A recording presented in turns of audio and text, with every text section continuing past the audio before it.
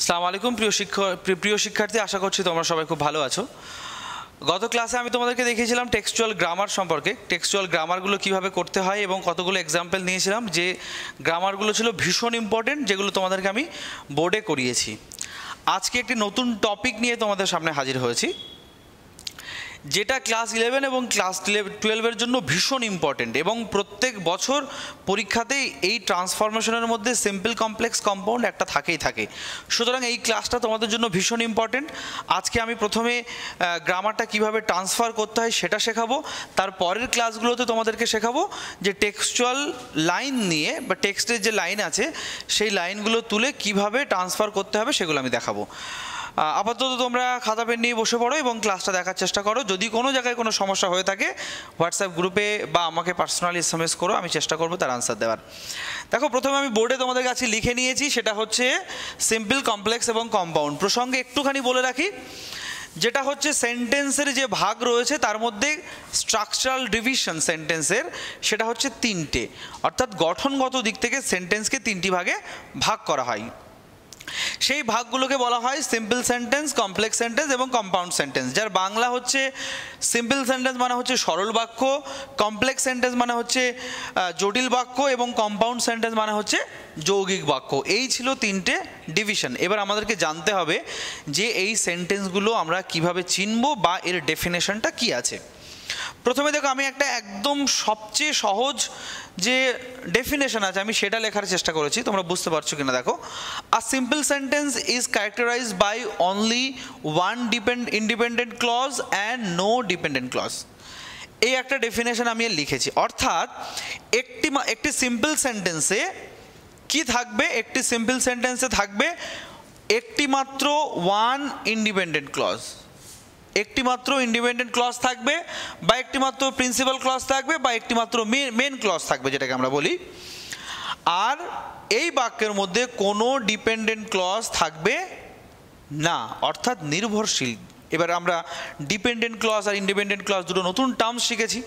Dependent clause কি, independent clause কি, এইগুলো তোমরা ছোটো ক্লাসে শিখেছো, 9-10-এ শিখেছো। তুমি আরও একবার আমি বলে দিচ্ছি।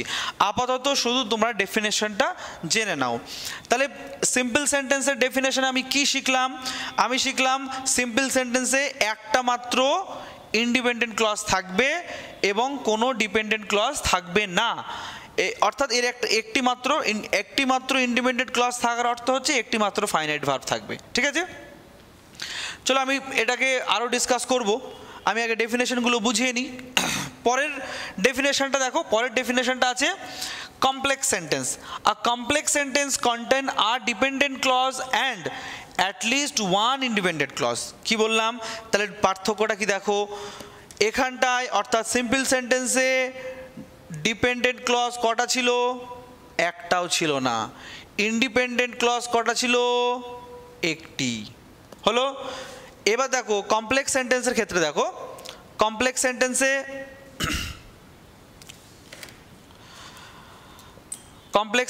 ডিপেন্ডেন্ট ক্লজ হচ্ছে কটা? একটি মাত্র ডিপেন্ডেন্ট ক্লজ থাকবে। ডিপেন্ডেন্ট ক্লজ থাকবে একটি, আর অ্যাটলিস্ট ওয়ান ইন্ডিপেন্ডেন্ট ক্লজ, অর্থাৎ ইন্ডিপেন্ডেন্ট ক্লজ কটা থাকবে? At least one. তার বেশিও থাকতে পারে, তার কমও থাকতে পারে। এবার আসছি কম্পাউন্ড সেন্টেন্সে। কম্পাউন্ড সেন্টেন্সের ক্ষেত্রে কি দেখো, তাহলে পার্থক্যটা বোঝা গেল। সিম্পল সেন্টেন্সে কোনো ডিপেন্ডেন্ট ক্লজ থাকবে না, কিন্তু কমপ্লেক্স সেন্টেন্সে একটি ডিপেন্ডেন্ট ক্লজ থাকবে। ঠিক আছে,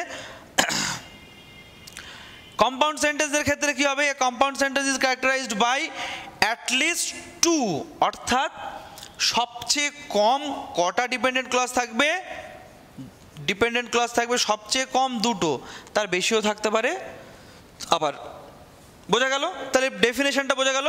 ডেফিনেশনটা তোমাদেরকে আমি আরও একবার বলে দিই, সামারি করে দিই। কীরকম? সিম্পল সেন্টেন্সের ক্ষেত্রে একটি মাত্র ফাইনাইট ভার্ব থাকবে। বোঝা গেল? একটি মাত্র ফাইনাইট ভার্ব থাকার অর্থ সিম্পল সেন্টেন্সে ইন্ডিপেন্ডেন্ট ক্লজ থাকবে কটা? একটি। কমপ্লেক্স সেন্টেন্সের ক্ষেত্রে কি হবে?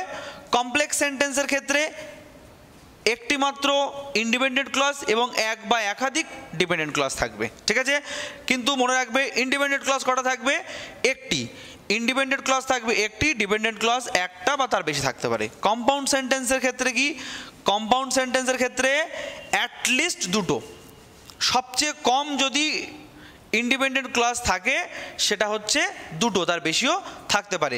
এগুলো আরও আমি বলে দিচ্ছি, এগুলো সেই কনজাংশন দিয়ে যুক্ত থাকবে, ঠিক আছে, যেটাকে বলা হয় কোঅর্ডিনেটিং কনজাংশন, ঠিক আছে। তো আমি এখন তোমাদেরকে সিম্পল কমপ্লেক্স কম্পাউন্ডের একটা ডেফিনেশন তোমাদেরকে আমি বললাম যে কোনটাকে কি বলে। এবার আমরা যেটা শিখবো এই ডিপেন্ডেন্ট ক্লজ কি, ইন্ডিপেন্ডেন্ট ক্লজ কি, এই দুটো জিনিস তোমাদের নতুন একটা টার্মস বা এই রিলেটেড একটা টার্মস, ডিপেন্ডেন্ট ক্লজ কি আর ইন্ডিপেন্ডেন্ট ক্লজ কি, তাহলে সেইগুলো নিয়ে একটু বলি। দেখো,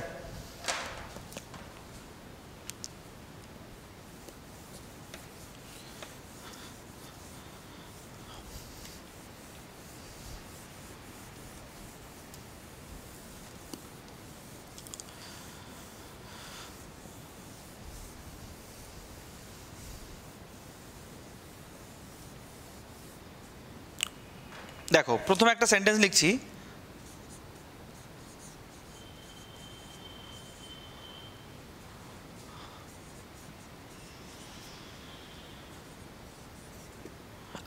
আই নো আ ব্লাইন্ড বয়। আমি একটি ব্লাইন্ড বয়কে জানি, একটা সেন্টেন্স লিখলাম। এই সেন্টেন্সের ভার্বটা খোঁজো।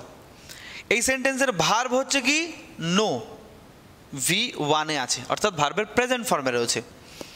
এই বাক্যে দেখো আমি বলেছি যে বাক্যে একটি মাত্র ফাইনাইট ভার্ব থাকবে সেটাকে আমরা কি বলবো, সিম্পল সেন্টেন্স। তাহলে এই বাক্যে আর কোনো ভার্ব আছে কি, দেখো আর কোনো ভার্ব এই বাক্যে নেই, অর্থাৎ এটি একটি সিম্পল সেন্টেন্স। সিম্পল সেন্টেন্স তোমাদের বুঝতে আর একটা জিনিস সমস্যা হয় সেটা একটু আমি বলে দিই। দেখো এরকম বাক্য থাকলে তখন মাঝে মাঝে তোমরা ধন্দে পড়তে পারো, সেরকম এরকম একটা বাক্য তোমাকে আমি লিখছি, দেখো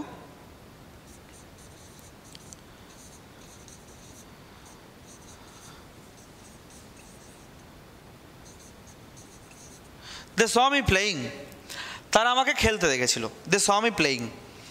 যদি তোমাকে আমি বলি এই বাক্যের মধ্যে ভার্বগুলো বার করো, তুমি প্রথমে ভার্ব বার করবে, স একটা, প্লেয়িং একটা ভার্ব, এবং এই বাক্যে দেখো দুটো ভার্ব রয়েছে। যদি বাক্যের মধ্যে দুটো ভার্ব থাকে তাহলে সেটা নিশ্চয়ই সিম্পল সেন্টেন্স হতে পারে না, তাই না? এটা তোমাদেরকে আমি আগেই বলেছি যে বাক্যের মধ্যে যদি একটি মাত্র ফাইনাইট ভার্ব থাকবে তখনই সেটা সিম্পল সেন্টেন্স হবে, কিন্তু এর মধ্যে দেখো দুটো ভার্ব রয়েছে, তাহলে কি এটা সিম্পল সেন্টেন্স নয়? মনে রাখবে এটিও একটি সিম্পল সেন্টেন্স। কেন? ভার্বের সঙ্গে যদি কোনো ভার্বের সঙ্গে আইএনজি যোগ হয় তাহলে সেটা কখনোই ফাইনাইট ভার্ব হতে পারে না। মনে থাকবে, যদি কোনো ভার্বের সঙ্গে আইএনজি যোগ থাকে তাহলে সেটি কোনো সিম্পল সেন্টেন্স হতে পারে না। বোঝা গেছে? আর একটা থাকে এরকম, ধরো লিখলাম I went to market to buy pen. আমি বাজারে গিয়েছিলাম পেন কিনতে। দেখো এর মধ্যে ভার্ব, দেখো ওয়েন্ট একটা ভার্ব, বাই একটা ভার্ব, এবং মজার ব্যাপার হচ্ছে এই দুটো ভার্বের মধ্যে কোনো একটা ভার্বের সঙ্গেও আইএনজি যোগ নেই, তাহলে এর বাক্যের মধ্যে দুটো ভার্ব আছে, তাহলে দুটো ভার্ব যদি থাকে তাহলে নিশ্চয়ই এটা সিম্পল সেন্টেন্স হতে পারে না। এটা তো আমাদের মনে হতে পারে, কিন্তু মনে রাখবে এটিও একটি সিম্পল সেন্টেন্স। এটা হচ্ছে সিম্পল সেন্টেন্সের মনে রাখার বিষয়। কেন?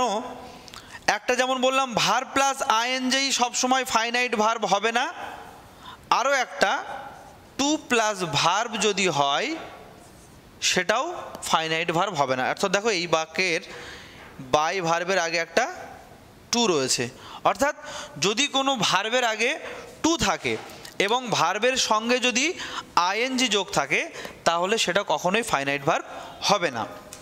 তাহলে এই বাক্যটারও একটা ফাইনাইট ভার্ব ছিল এবং এই বাক্যটারও একটা ফাইনাইট ভার্ব ছিল, আর যে বাক্যের মধ্যে একটি মাত্র ফাইনাইট ভার্ব থাকবে সেটি অবশ্যই একটি সিম্পল সেন্টেন্স হবে। আশা করছি সিম্পল সেন্টেন্সটা তোমরা বুঝতে পেরেছো। এবার আসছি কমপ্লেক্স সেন্টেন্সে।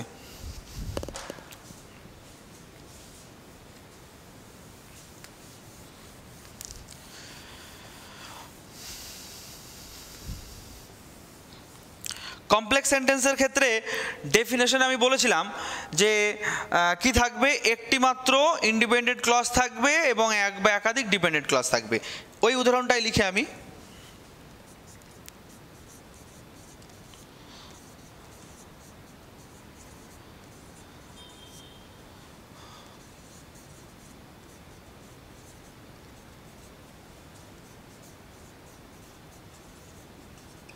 I know a blind boy who lives in Kolkata. আমি একটি ব্লাইন্ড বয়কে চিনি যে কলকাতাতে থাকে। এই সেন্টেন্সটা ভালো করে লক্ষ্য করো। এই সেন্টেন্সের মধ্যে ক্লজ যদি ডিভিশন করি তাহলে এখান থেকে একটা clause, I know a blind boy, আর হু লিভস ইন কলকাতা একটা ক্লজ। ক্লজের মধ্যে কি থাকবে? ক্লজটা আমি যেখান থেকে সেখান থেকে ভাগ করে দিতে পারি না। ক্লজের মধ্যে কি থাকবে? ক্লজ এবং ফ্রেজের মধ্যে পার্থক্য হচ্ছে ক্লজের মধ্যে অবশ্যই একটি ভার্ব থাকবে, কিন্তু ফ্রেজের মধ্যে ভার্ব থাকবে না। Clause is a part of a sentence and phrase is a part of a sentence, but clause must have a verb, but and phrase don't have any verb. ফ্রেজের মধ্যে কোনো ভার্ব থাকে না, কিন্তু ক্লজের মধ্যে অবশ্যই একটি ভার্ব থাকে।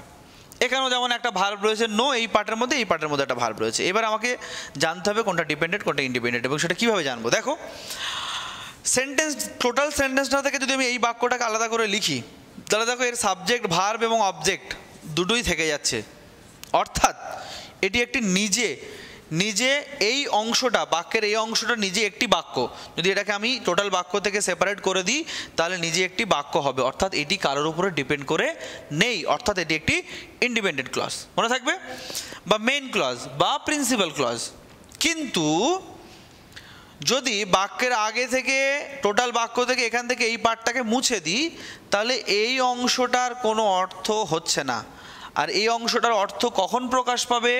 যখন তার আগে এই অংশটা থাকবে। অর্থাৎ বাক্যের এই অংশটা এই অংশের উপর ডিপেন্ড করে রয়েছে, নির্ভর করে রয়েছে, তাই এটিকে বলা হবে একটি ডিপেন্ডেন্ট ক্লজ। বোঝা গেছে? এবং এই সেন্টেন্সে দেখো একটি মাত্র ইন্ডিপেন্ডেন্ট ক্লজ রয়েছে আর একটি ডিপেন্ডেন্ট ক্লজ রয়েছে। এখানে আরও ইন্ডিপেন্ডেন্ট ক্লজ থাকতে পারতো, যদি আরও দু তিনটে যুক্ত করা যেত তাহলে ওটা কি হতো? যেহেতু একটি মাত্র ইন্ডিপেন্ডেন্ট ক্লজ রয়েছে তাই এটাকে আমরা কি বলবো? একটা সিম্পল সেন্টেন্স। সিম্পল এবং এটা একটি কমপ্লেক্স সেন্টেন্স। সিম্পল এবং কমপ্লেক্স বোঝা গেছে। এবার আসি কম্পাউন্ড সেন্টেন্সে।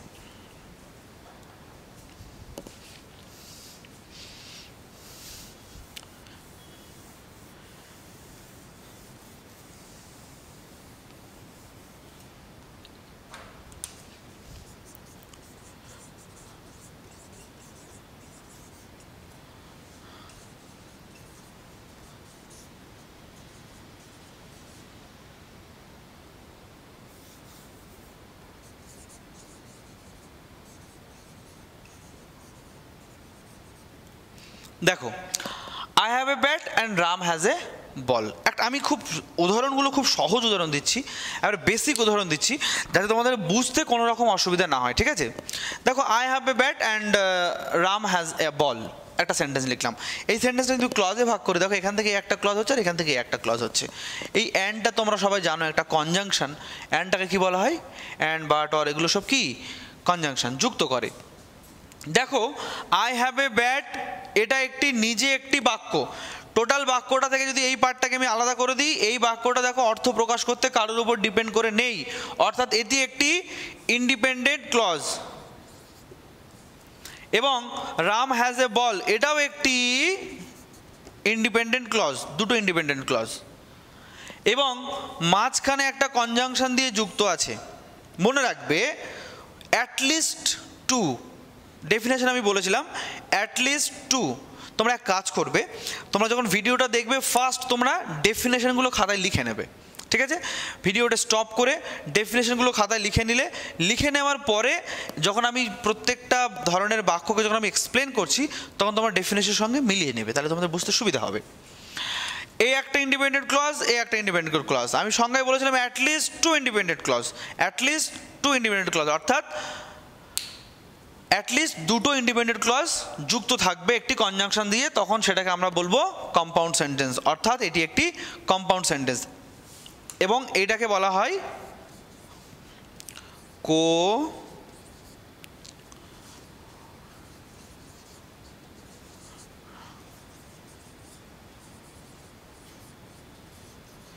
Coordinating conjunction. এবং মনে রাখবে, যেমন সহজ করে মনে রাখা, একটা মেয়ে ইয়াং যখন থাকে তখন হয়ে যায় সে মেয়ে, বিয়ে হয়ে গেলে সে হয়ে যায় বউ। পরিবর্তন কিন্তু কিছু হয় না, মেয়ে যে সেই, শুধু তার নামটার পরিবর্তন হয়, তাই না? আমি মজা করার জন্য উদাহরণটা বললাম। এক্ষেত্রেও ঠিক তাই, যখন দুটো বা তিনটে বা তার বেশি, দুটো বা তার বেশি ইন্ডিপেন্ডেন্ট ক্লজগুলো কোনো কনজাংশন দিয়ে যুক্ত থাকবে, শুধু তার নামটা পাল্টে হয়ে যাবে কোঅর্ডিনেট ক্লজ।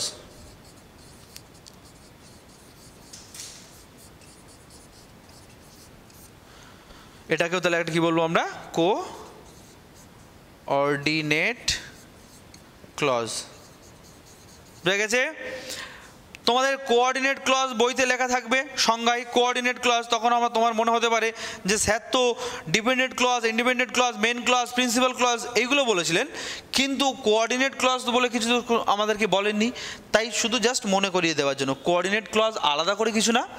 যখন ওই মেন ক্লজগুলো, এই একটা মেন ক্লজ, এই একটা মেন ক্লজ বা প্রিন্সিপাল ক্লজগুলো কোনো কনজাংশন দিয়ে যুক্ত থাকবে, তখন তার নামটা পাল্টে শুধু হয়ে যাবে কোঅর্ডিনেট ক্লজ। অর্থাৎ কম্পাউন্ড সেন্টেন্সের ক্ষেত্রে দুটো বা তার বেশি কোঅর্ডিনেট ক্লজ যুক্ত থাকে। বইয়ের ডেফিনেশনে দেখবে লেখা থাকবে কোঅর্ডিনেট ক্লজ, সেখানে কিন্তু মেন ক্লজ বা ইন্ডিপেন্ডেন্ট ক্লজ লেখা থাকবে না, সেখানে কোঅর্ডিনেট ক্লজ লেখা থাকবে। তো কোঅর্ডিনেট ক্লজ কেন লেখা আছে নিশ্চয়ই তোমরা বুঝতে পারছো, কেন দুটো বা তার বেশি মেন ক্লজগুলো যখন কোনো কনজাংশন দিয়ে যুক্ত থাকবে, তখন সেগুলোকে আমরা বলবো কোঅর্ডিনেট ক্লজ। এইটি ছিল তোমাদের সেন্টেন্সের বেসিকটা। স্ট্রাকচারাল ডিভিশন যে সেন্টেন্স তোমাদেরকে পড়ালাম, তার বেসিক এটা বললাম। এর পরের ক্লাসে আমরা শিখবো, প্রথম তোমরা দেখেছো যে সিম্পল সেন্টেন্স বলেছি, কমপ্লেক্স বলেছি, কম্পাউন্ড বলেছি। এবার ট্রান্সফরমেশনটা কীভাবে আসতে পারে, সিম্পল থেকে কমপ্লেক্সে যেতে পারে, কমপ্লেক্স থেকে সিম্পলে আসতে পারে, সিম্পল থেকে কম্পাউন্ড থেকে কমপ্লেক্সে আসতে বলতে পারে, তারপরে কমপ্লেক্স থেকে কম্পাউন্ডে যেতে বলতে পারে, মানে যেভাবে হোক জাস্ট তোমাকে ঘুরিয়ে ঘুরিয়ে দেবে। তো আমি কি করব, প্রথম ক্লাসে তোমাদেরকে আমি শেখাবো সিম্পল থেকে কম্পাউন্ড, এবং সিম্পল থেকে কম্পাউন্ডে কীভাবে যাব তার বেসিক কিছু রুল রয়েছে, সেই রুলসগুলো আজকে তোমাদের আমি বলবো।